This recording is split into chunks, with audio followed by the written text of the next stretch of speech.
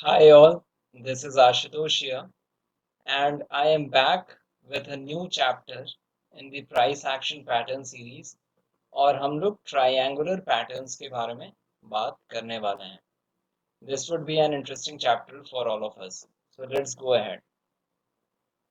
Primarily triangular patterns में हम तीन तरीके के मेजर जो पैटर्न्स बनते हैं उनके बारे में बात करेंगे, जिसमें the first one is a contracting triangle. एक ऐसा स्ट्रक्चर जो कॉन्ट्रैक्टिंग ट्रायंगल के जैसा हो, हम उसके बारे में बात करने जा रहे हैं. इसका एक अपर ट्रेंड लाइन होता है इस स्ट्रक्चर में, जो कि नीचे की तरफ स्लोप कर रहा हो, और एक लोअर ट्रेंड लाइन होता है जो कि ऊपर की तरफ स्लोप कर रहा हो.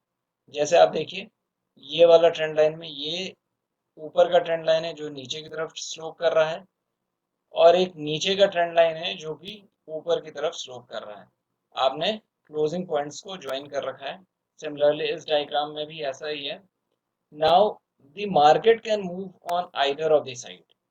ये ऊपर की तरफ भी जा सकता है और ये नीचे की तरफ भी जा सकता है. आइडली देखिए, अगर ये वाला पैटर्न का फॉर्मेशन चढ़ते हुए मार्केट के ट्रेंड में हो, मार्केट जब ऊपर की तरफ बढ़ रहा हो और इस तरीके का ट्रायंगुलर पैटर्न आपको दिखे, तो इन ऑल प्रोबेबिलिटी जब वो पॉजिटिव की तरफ ब्रेक करेगा ऊपर की तरफ, तो that would be a very good rewarding opportunity long जाके.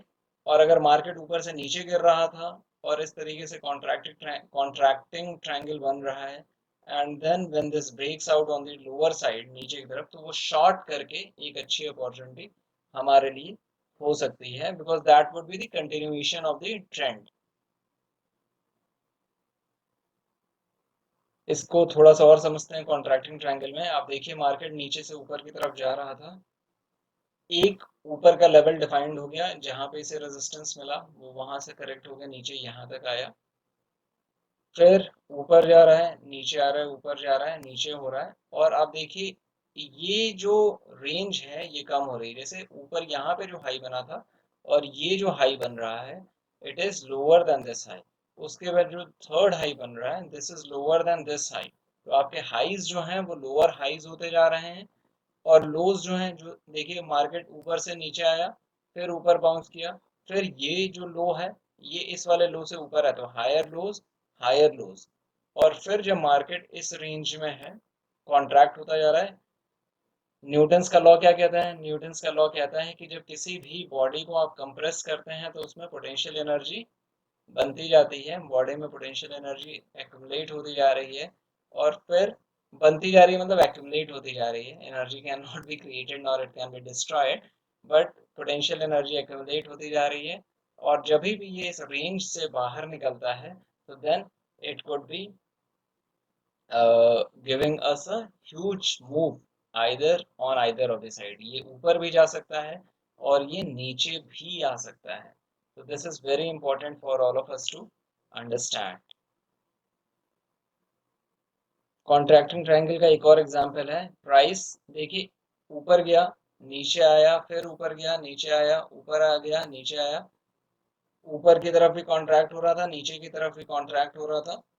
मतलब लोअर हाइज बन, हायर लोज बन रहे थे, हायर लोज बन रहे थे, लोअर हाइज बन रहे थे यहाँ पे. और मार्केट जब इसे ब्रेकआउट करने की कोशिश कर रहा है, तो it is a good breakout on the higher side. Contracting triangle, this is how it works. Second जो स्ट्रक्चर है जिसके बारे में बात करना था, वो था ascending triangle. Format, concept same है. Ascending triangle is nothing else but, ये जो ऊपर वाला पिछले वाले कॉन्ट्रैक्टिंग ट्रायंगल में जो हमारा ऊपर वाला ट्रेंड लाइन था वो भी नीचे की तरफ स्लोप कर रहा था. इस केस में क्या है, ऊपर वाला ट्रेंड लाइन जो है वो फ्लैट है. फ्लैट होने की वजह से क्या हो रहा है, ये इस बात का मैसेज दे रहा है कि प्राइस जब यहाँ पे जाके रेजिस्टेंस फेस कर रहा है तो वो नीचे आ रहा है. फिर से जब रेजिस्टेंस फेस कर रहा है तो वो नीचे आ रहा है, लेकिन कहाँ आ रहा है, कम लेवल तक नीचे आ रहा है. पहली बार जो रिजेक्शन हुआ था वो स्ट्रॉन्ग रिजेक्शन था, इसीलिए इस लेवल तक नीचे आया. सेकेंड रिजेक्शन हुआ तो इस बार आया, लेकिन it is not relatively weaker rejection, फिर से weaker rejection, and finally price ये ब्रेक करके ऊपर जा रहा है.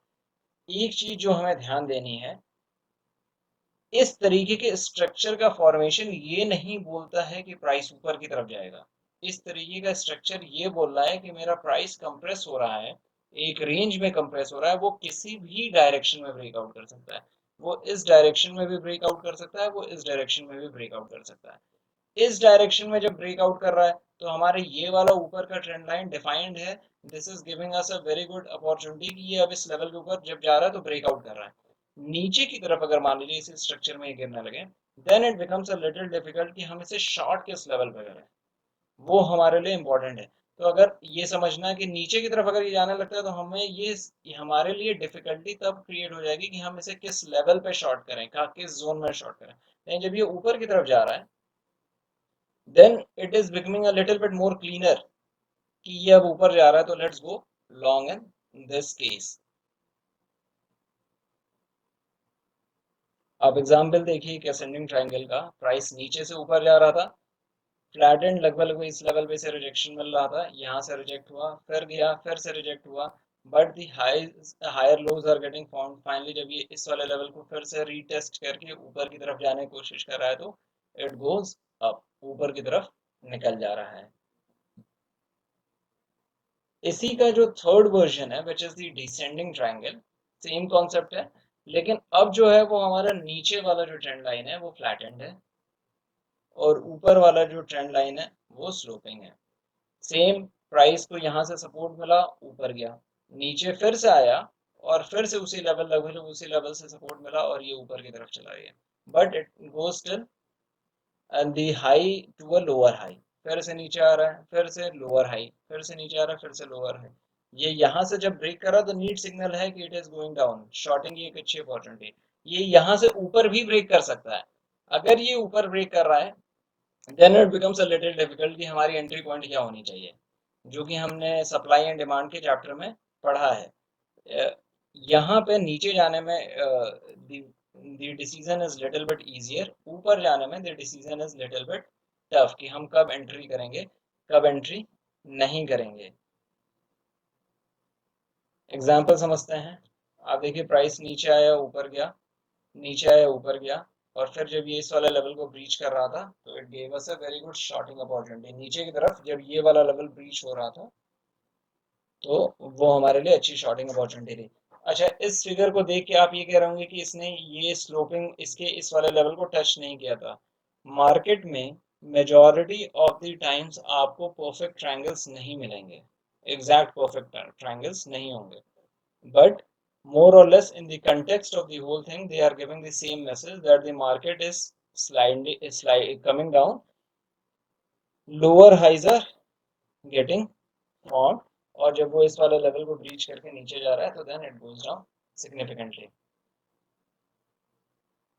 एक कॉन्ट्रा एग्जांपल दिया था इसी कॉन्सेप्ट को एक्सप्लेन करने के लिए। जैसे मार्केट में देखिए ये नीचे का लेवल था, सेट हो गया था, ट्रायंगल मेरा नीचे की तरफ स्लोप कर रहा था, but in this case the price is not going down, the price is going up, ऊपर की तरफ चला गया। इसने ट्रायंगल को ऊपर की तरफ ब्रेक कर दिया। हम कब पार्टिसिपेट करेंगे वो एक डिफरेंट डिस्कशन है। अगर ये ऊपर जा रहा है देन हमारे लिए ये डिसीजन टफ हो जाएगा कि ये हम पार्टिसिपेट कहाँ पे करें। नीचे जाने में it is an easier call कि हम शॉर्ट कर देंगे इस वाले लेवल के नीचे जा रहा होगा तो, with a proper defined reward risk ratio. इस केस में the challenge would be a little bit मोर। एक एग्जांपल से समझते हैं इसको। जैसे आप देखिए ये एचडीएफसी का आर्ली चार्ट है, just to give an example. Price नीचे से ऊपर की तरफ जा रहा था, ये ये शेप जब बना रहा था, when the triangle was getting formed like this, upper trend line ऐसे आ रही थी, नीचे वाली ट्रेंड लाइन इस वाले पॉइंट को जोड़ रही थी। अगर आपने इस मोमेंट पे शॉर्ट किया रहता, इस मोमेंट पे शॉर्ट किया रहता, और ये इंटरेस्टिंग केस है, अगर आपने इस मोमेंट पे शॉर्ट किया रहता तो हो सकता था आपको यहाँ तक एक रिवॉर्ड मिल जाता, या इस वाले जोन में इस वाले पॉइंट पे जाके आपका स्टॉप लॉस भी हिट हो गया रहता अगर मान लीजिए आपने इसके नीचे शॉर्ट किया होता। दोनों केसेस थे। अगर आपका स्टॉप लॉस कहीं ऊपर रहता तो आप यहाँ तक आके प्रॉफिट अगर लेना चाहते तो लेते, नहीं, और अगर आपका टाइट स्टॉप लॉस लॉस हुआ होता तो आप वो कहीं हिट हो गया रहता। और देखिए प्राइस ने किस तरीके से आपको ट्रैप किया था, नीचे आया था और ऊपर चला गया था। ट्रायंगुलर फॉर्मेशन में अगर हम इसमें सप्लाई एंड डिमांड का भी कॉन्सेप्ट इंट्रोड्यूस कर दें, जैसे हमारा अगर ये वाला लेवल था जहाँ से प्राइस का रिजेक्शन हुआ था, पिछली बार प्राइस को यहाँ से सपोर्ट मिला था, तो इस बार भी जब एक हॉरिजॉन्टल ट्रेंड लाइन आप बना रहे हैं तो आप देखिए, जब तक ये इस वाले लेवल को कॉन्फिडेंटली नीचे की तरफ ब्रीच नहीं किया रहता, तब तक as a retail participant we should have avoided to enter into the trade. और अगर हमने ऐसा कर लिया होता तो then we would have got save from a false move which the price showed here। तो ये भी ध्यान देने की जरूरत है कि these are the patterns that we as a retail participant should be cautious of। हमें पता होना चाहिए, we should be aware of, but at the same time हम multiple combinations of build करेंगे। जैसे हमारा हमने supply and demand में समझा था कि अगर इस लेवल पे प्राइस को पहले सपोर्ट मिला था तो हो सकता था फिर से इसी लेवल पे प्राइस को हमें सपोर्ट मिलता, और सपोर्ट मिलता तो this is what the reaction is.